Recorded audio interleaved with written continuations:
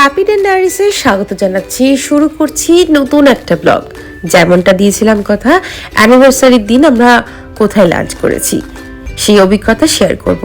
একটু দেরিতে হলেও অভিজ্ঞতাটা শেয়ার করছি, আর তার সাথে একটা ছোট্ট কথা বলছি। আপনাদের ছোট্ট ছোট্ট মোটিভেশন আমাদেরকে দিচ্ছে নিউ ইন্সপিরেশন, আর তার জন্য অবশ্যই কমেন্ট বক্সে জানাবেন আমাদের চ্যানেলের ব্লগগুলো আপনাদের কেমন লাগছে। লাইক করতে হবে, শেয়ার করতে হবে অনেক নতুন নতুন বন্ধুদের সাথে, যাতে তারাও আমাদের চ্যানেলের ব্লগগুলো দেখতে পারেন। এবং সাবস্ক্রাইব করতে হবে আর বেল আইকন প্রেস করে দিতে হবে, যাতে সহজেই পেয়ে যান আমাদের ভিডিওর আপডেট। এবার আজকে যে মেনল্যান্ড চায়নার ভিডিওটা শেয়ার করছি সেখানের অভিজ্ঞতাটা শেয়ার করব। প্রথমেই আমরা ওয়েলকাম পেয়েছিলাম হ্যাপি অ্যানিভার্সারির একটি সুন্দর উইশ দিয়ে, আর তারপর চলে গেলাম কি কি মেনু রয়েছে সেটা দেখার জন্য। প্রতি বুধবার ওনাদের শুধুমাত্র থাকে লাঞ্চ বুফেট, যেটার দাম পড়ে 975 টাকা উইথ জিএসটি। খাবারের টেস্ট অসাধারণ ছিল। একটি ফাইন ডাইন রেস্টুরেন্টে যেমন খাবারের টেস্ট হওয়া উচিত আমি সেইটাই ফিল করতে পেরেছি এখানে গিয়ে।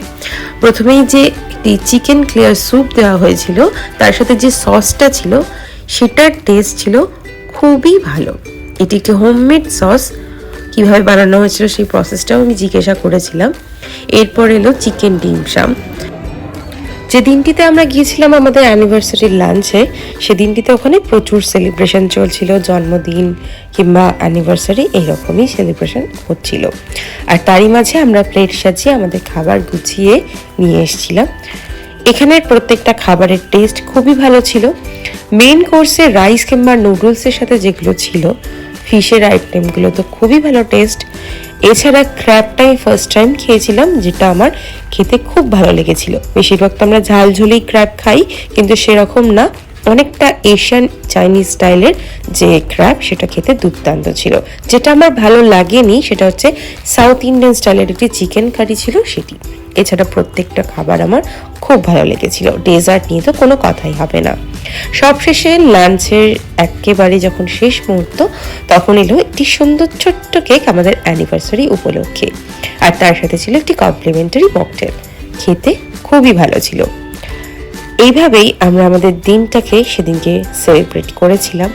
আর এই মকটেলটা তো খেয়ে আমি মুগ্ধই হয়ে গিয়েছিলাম। তারপর কেক কাটিং করে এখানে দিনটা শেষ করলাম। খুব ভালোভাবে কাটিয়েছিলাম এবং অভিজ্ঞতা আমার ভীষণই ভালো হয়েছিল। আজকের ব্লগটা এখানে শেষ করছি। খুব শীঘ্রই দেখা হবে নতুন একটা ব্লগে। তার আগে লাইক, শেয়ার অ্যান্ড সাবস্ক্রাইব।